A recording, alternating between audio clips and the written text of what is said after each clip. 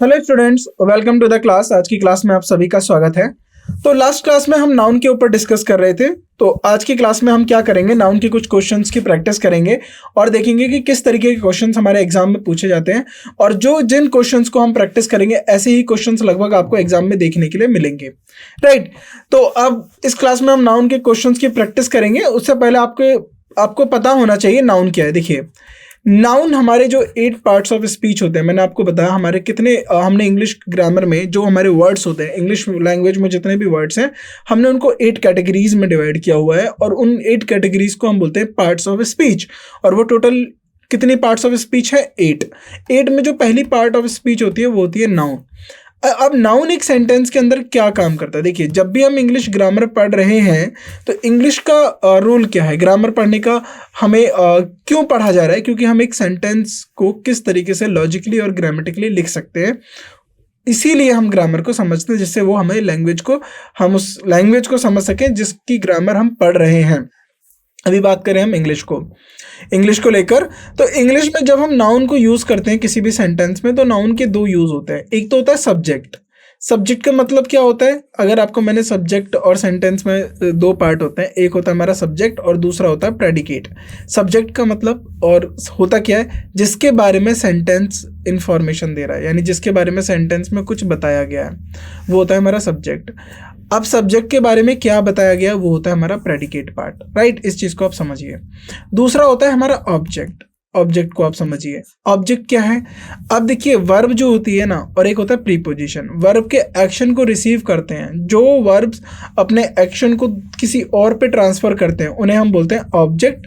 और जो हमारे प्रीपोजिशंस होते हैं, इनका भी ऑब्जेक्ट होता है, क्योंकि ये हमारे रिलेशन बिल्ड करते हैं प्रीवियस वर्ड से, यानी जो अपने प्रीवियस वर्ड से आने वाले वर्ड के साथ रिलेशन बिल्ड करेगा, उसको हम बोलते हैं प्रीपोजिशन। तो नाउन हमारा सब्जेक्ट और ऑब्जेक्ट की तरह जो है काम करता है। नाउन के हमने टाइप्स पढ़े थे। कॉमन नाउन क्या होता है, कलेक्टिव नाउन क्या होता है, material noun, abstract noun, right, proper noun, ये सब क्या नाउन होते हैं, ये हमने पढ़ा। उसके बाद हमने काउंटेबल अनकाउंटेबल नाउन को लेकर डिस्कस किया। आज के लेक्चर में हम क्या करेंगे? आज के लेक्चर में हम क्वेश्चंस की प्रैक्टिस करेंगे कि किस तरीके के क्वेश्चंस को हमें ध्यान में रखना चाहिए जब हम अपने क्वेश्चंस को बनाएं, और क्या कॉन्सेप्ट हमारे क्वेश्चंस में यूज़ होंगे। सो नाउन के कुछ क्वेश्चंस की हम प्रैक्टिस करेंगे। आगे बढ़ते हैं। देखिए, in this session we will learn 25 practice questions, यानी हम 25 जो हमारे क्वेश्चंस हैं उनकी हम प्रैक्टिस करेंगे। और आप अभी एक काम करिए, सबसे पहले कॉपी का पेज लीजिए, एक पेज लीजिए, 1 से लेके 25 तक नंबरिंग करिए और उस हर एक नंबरिंग के सामने अपने रेस्पॉन्सेस दीजिए। राइट, अपने रेस्पॉन्सेस दीजिए। जब हम डिस्कस करें और उसके बाद सही आंसर निकालें, देन आप उसको बताना कि आपके कितने रेस्पॉन्सेस ठीक है, कितने गलत हैं, और जहाँ पर गलत है उनको हाईलाइट करिए, क्योंकि वो आपका वीक एरिया है, यानी उस एरिया में आपको इम्प्रूवमेंट करने की ज़रूरत है। उस कॉन्सेप्ट को आपको और अच्छे से डिटेल में समझने की ज़रूरत है। अब हर एक क्वेश्चन जो हम यहाँ पर प्रैक्टिस करेंगे उसका डिटेल एनालिसिस करेंगे और आपको बताएंगे कि किस तरीके के जो कॉन्सेप्ट हमारे एग्जाम में पूछे गए हैं और कैसे हमें इन बातों पे ध्यान रखना चाहिए जब हम क्वेश्चंस को सॉल्व करें। आगे बढ़ते हैं। क्वेश्चन नंबर 1 से शुरुआत करते हैं। 10 kilometres is a long distance to walk, no error. देखिए, जब आप बात करते हो डिस्टेंस की, अब आपको एक कॉन्सेप्ट यहाँ पर मैं सिखा देता हूँ, अनकाउंटेबल और काउंटेबल नाउन। ये बहुत ज़्यादा पूछा जाता है एग्जाम में, अनकाउंटेबल और काउंटेबल नाउन। UCN मतलब अनकाउंटेबल नाउन और CN मतलब countable noun.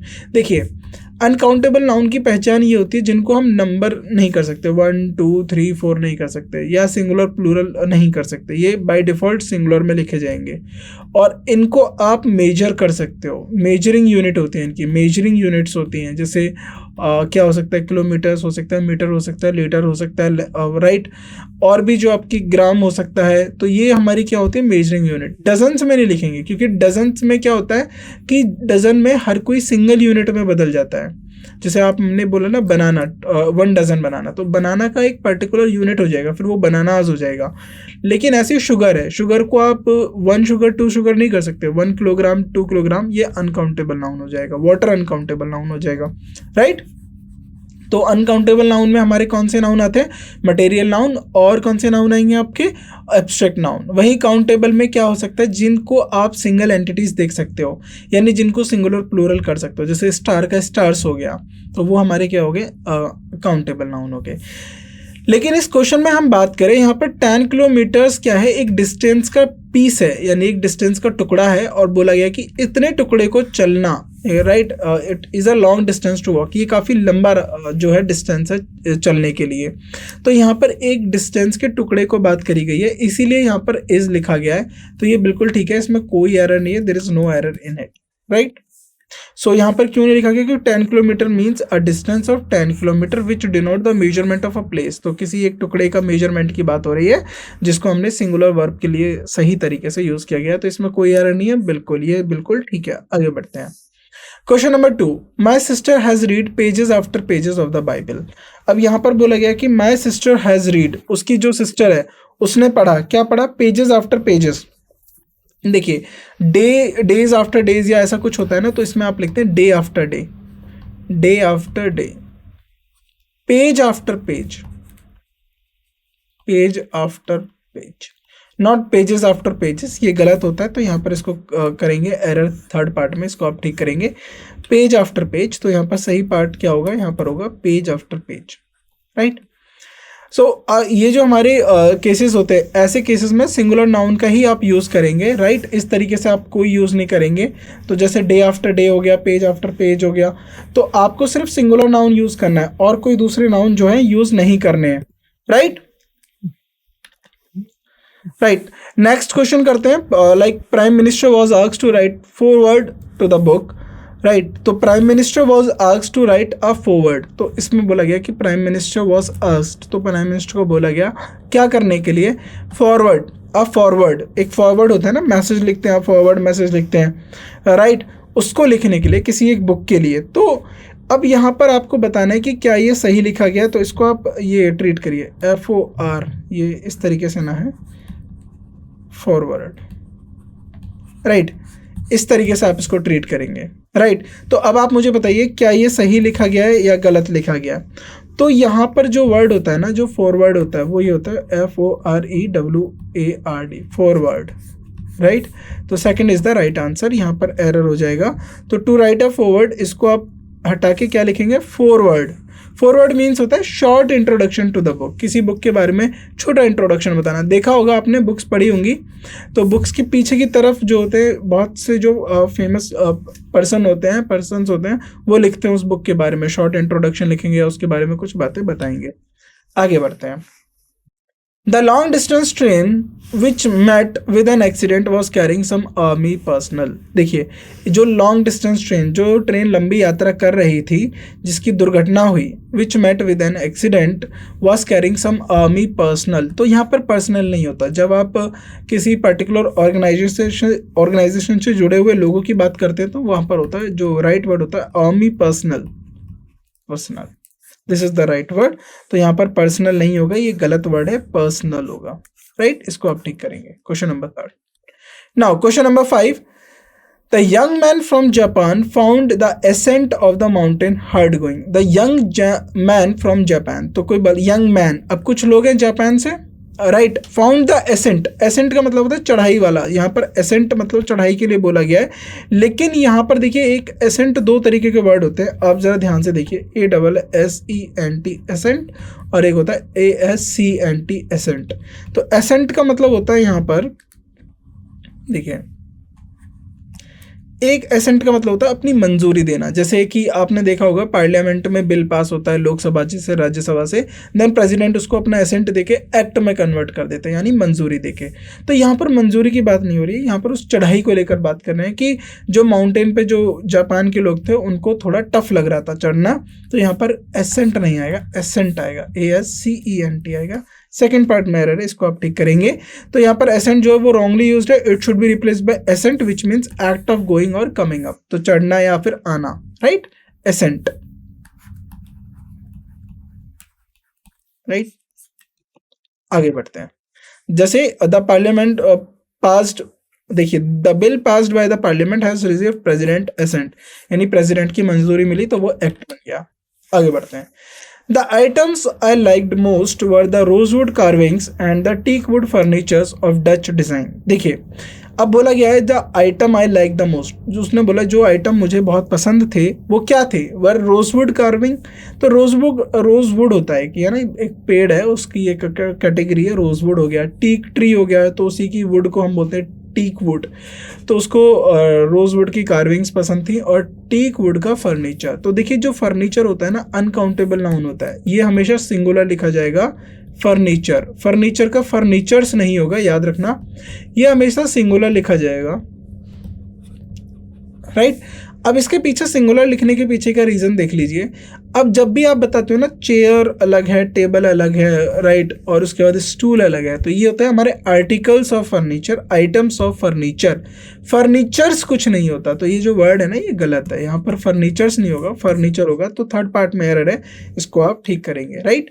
So furniture is an uncountable noun, आपको अभी बताया मैंने फर्नीचर क्या है, एक अनकाउंटेबल नाउन है, right. Plural of furniture is never furnitures, तो यहाँ पर फर्नीचर्स नहीं होगा, यहाँ पर होगा आर्टिकल्स ऑफ फर्नीचर लिख सकता था, articles of furniture of Dutch design, right. So third part में एरर है, इसको आप ठीक करेंगे।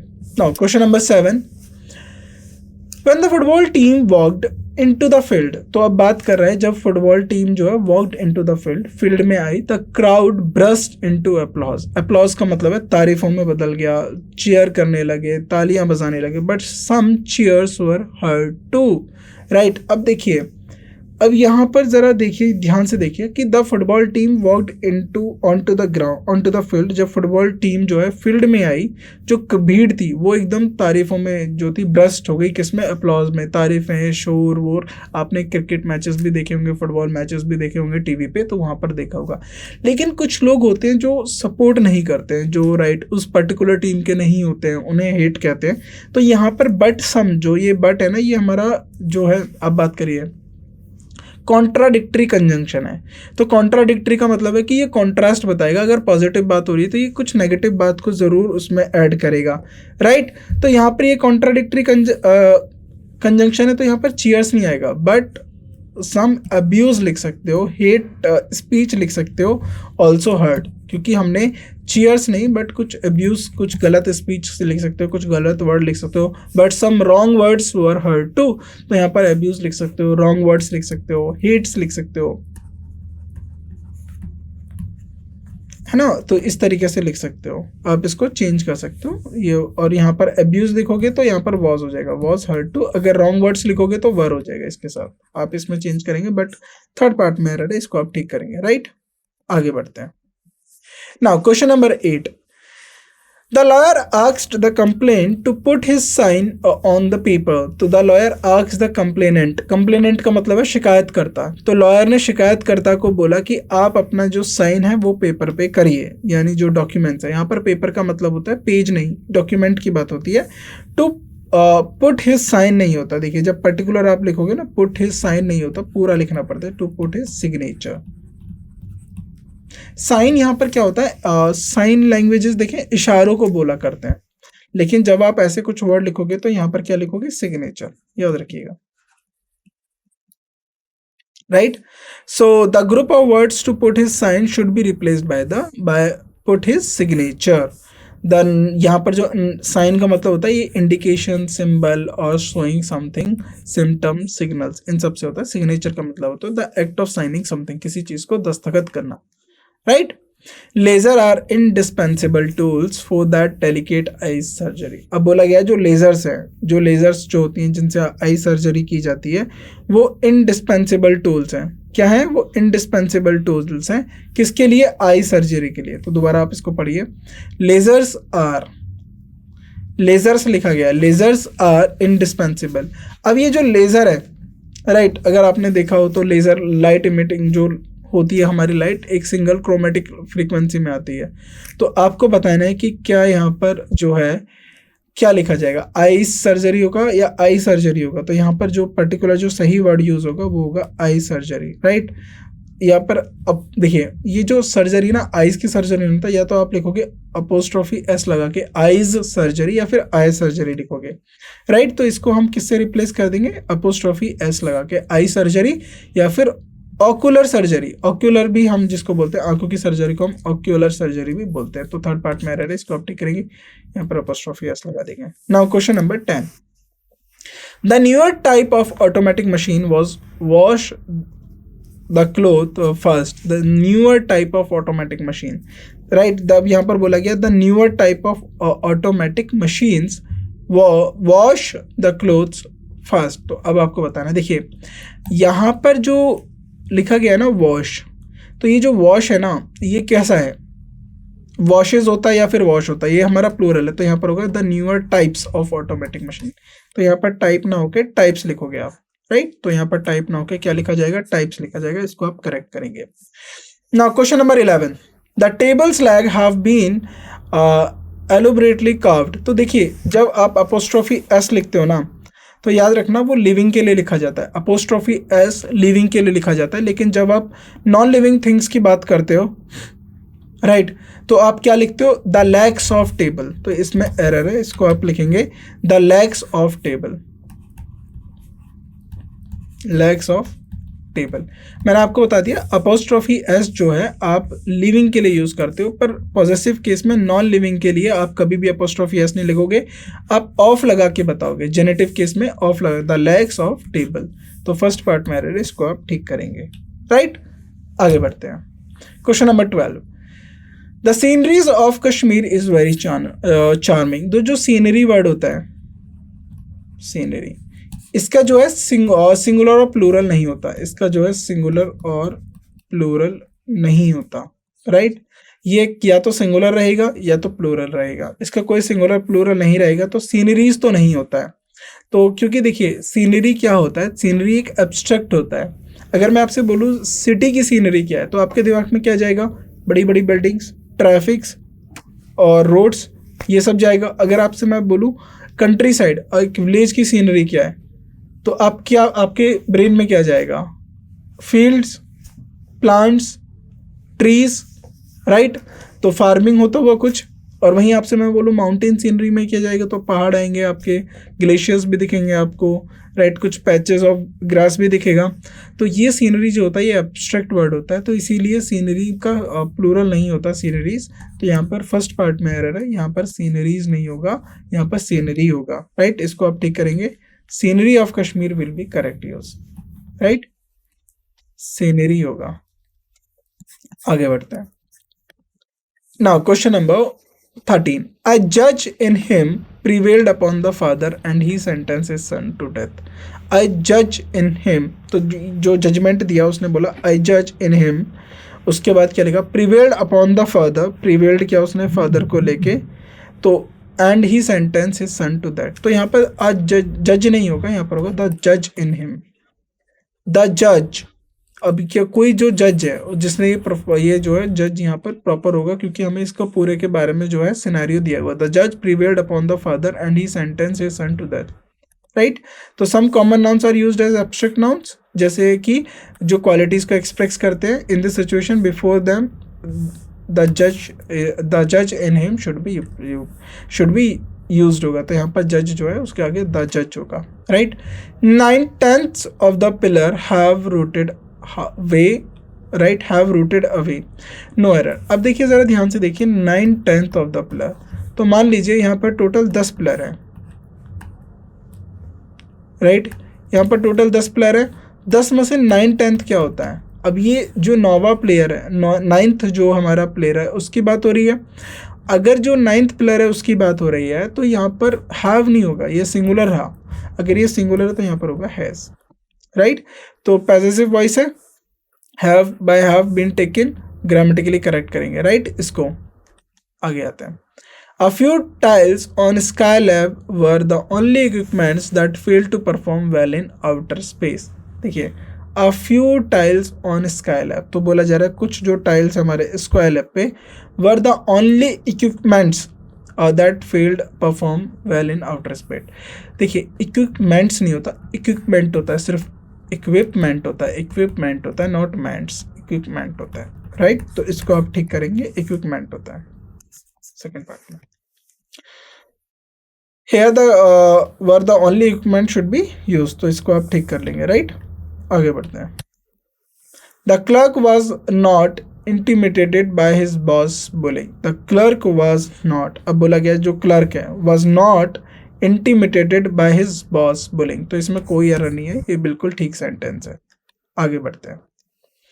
Now question number 17, this misogynist hates all mother-in-laws, right right, lady doctor and housemates. तो अब बोला गया है दिस मिसोगाइनिस्ट, जो ये मिसोगाइनिस्ट है ये हेट करती है सारी मदर इन लॉ। अब यहाँ पर मदर्स इन लॉ होता है जब भी आप कंपाउंड वर्ड का आप बनाते हो प्लूरल। तो मैं आपको बता देता हूँ, अगर आप प्लूरल बना रहे हो तो यहाँ पर हो सकता है sons in law, right, brothers in law,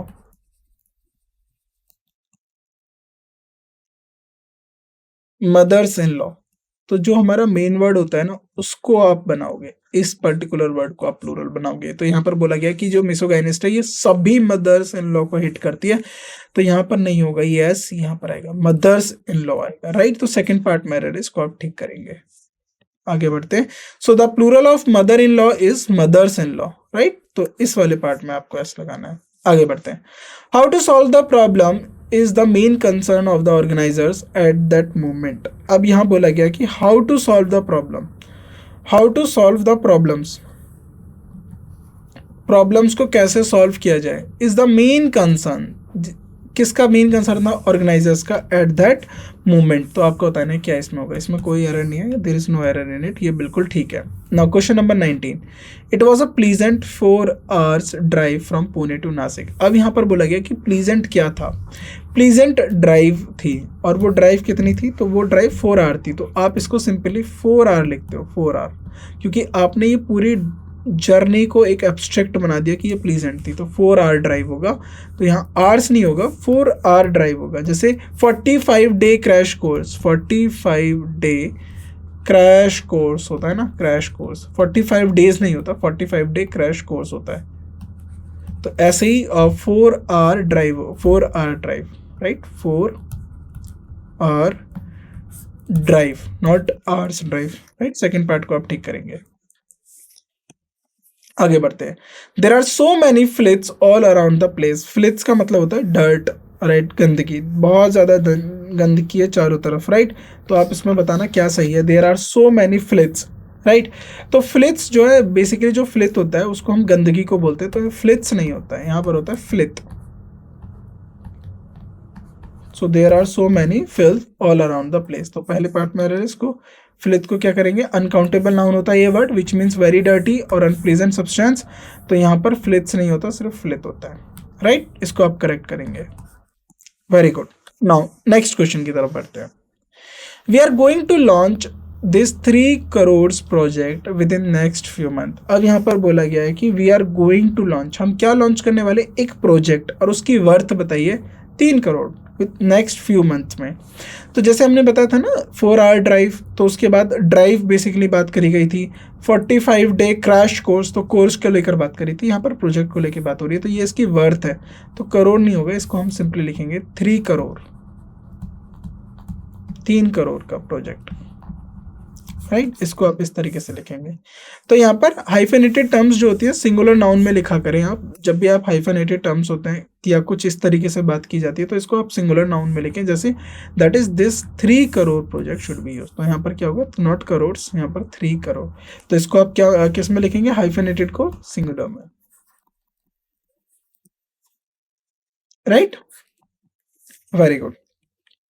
आगे बढ़ते हैं। Question number 22, the company has ordered some new equipments. तो अभी मैंने बताया था इक्विपमेंट होता है, नॉट इक्विपमेंट्स होता है। तो जो ये हमारा वर्ड होता है ये हमारा अनकाउंटेबल वर्ड होता है, अनकाउंटेबल नाउन होता है। तो अनकाउंटेबल नाउन में सिंगुलर नहीं होता है, याद रखना, सिंगुलर नहीं होता, मतलब प्लूरल नहीं होता है, एस या एस नहीं होता, ये सिंगुलर लिखे जाते हैं बाय डिफॉल्ट, राइट। ये प्लूरल नहीं लिखे जाते, ये चीज़ याद रखेंगे, ये सिंगुलर ही रहते हैं बाय डिफॉल्ट। तो यहाँ पर एस नहीं आएगा, सम न्यू इक्विपमेंट आएगा, राइट। तो आप इसको इस तरीके से करेक्ट करेंगे। तो वर्ड इक्विपमेंट इज क्या है, अनकाउंटेबल नाउन है, जिसका मतलब क्या होगा, यहाँ पर पर्टिकुलरली पर्पस और एक्टिविटी को लिखा जाएगा। The Arabian Nights are indeed an interesting book. देखिए यहाँ पर लिख दिया है कि अरेबियन नाइट्स क्या है, एक किताब है, एक किताब है अरेबियन नाइट्स। तो यहाँ पर नाइट्स, वो अरेबिया की नाइट्स को लेकर बात नहीं करा गया है, अरेबियन नाइट्स एक बुक है जिसमें काफ़ी सारी स्टोरीज हैं, तो यहाँ पर इज क्योंकि ये एक ही बुक है, ये क्या है मेरी सिंगुलर, और ये सिंगुलर है, और ये क्या है मेरा प्रॉपर नाउन है। प्रॉपर नाउन क्यों? क्योंकि ये नाम है किसी बुक का। प्रॉपर नाउन, नाउन की डेफिनेशन क्या थी? Noun is the name of place, person, thing, right. तो थिंग मतलब कोई भी हमारा जो हो सकता है, कोई भी मटेरियल हो सकता है उसका नाम। तो बुक है, ये प्रॉपर नाउन है, और प्रॉपर नाउन हमारे होते हैं सिंगुलर नाउन, क्योंकि ये एक यूनिक नाम होता है। It's a unique noun, unique name, right. तो यहाँ पर इज आ जाएगा। तो करेक्ट करना है इसे, the Arabian Nights is indeed an interesting book, right.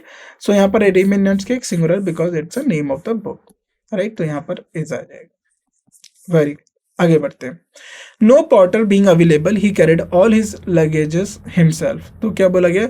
अब देखिए, लगेजेस नहीं होता, लगेज होता है। पीसेज ऑफ लगेज हो सकता है, आर्टिकल्स ऑफ लगेज हो सकता है, जिसमें बैग हो सकता है, ट्रॉलीज हो सकती है, कुछ भी हो सकता है। No porter being available, porter का मतलब होता है कुली, जो है हम कहते हैं, कुली ना मिलने की वजह से उसने सारा सामान खुद कैरी किया हिमसेल्फ। तो all is luggage not luggages, क्योंकि लगेज जो होता है हमारा अनकाउंटेबल वर्ड होता है, तो इसको आप करेक्ट करेंगे। तो replace luggage himself is luggage आएगा यहाँ पर, राइट। लगेज आएगा, very good. Now the word luggage is an uncountable noun. आगे बढ़ते हैं। He was awarded with an doctorate degree for his new invention. तो ही वॉज अवॉर्डेड, उसको अवार्ड किया गया, किससे? With a doctorate degree for his new invention. तो उसको अपने नए इन्वेंशन की वजह से क्या करा गया? अवार्ड करा गया। किस चीज़ को लेकर? डॉक्टरेट डिग्री को लेकर, right, for his invention. He was awarded with नहीं आएगा, already awarded what? Awarded a doctorate degree, उसको अवार्ड किया गया एक डॉक्टरेट डिग्री से। सो यहाँ पर अवार्ड के बाद जो है ऑलरेडी सब्जेक्ट आएगा, तो यहाँ पर सुपरफ्लोज हो जाएगा कि ये अवार्ड का ऑब्जेक्ट डिग्री हो गया। विद प्रीपोजिशन के बाद भी ऑब्जेक्ट आता है तो ये गलत हो जाएगा, तो यहाँ पर विद नहीं आएगा, राइट। आगे बढ़ते हैं।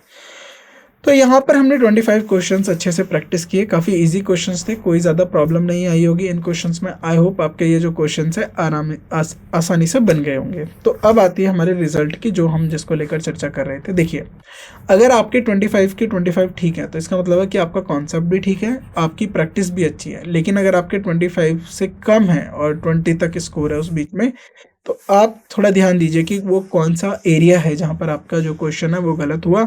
प्रैक्टिस बढ़ाइए और कॉन्सेप्ट्स को सीखने की निरंतर प्रयास करिए।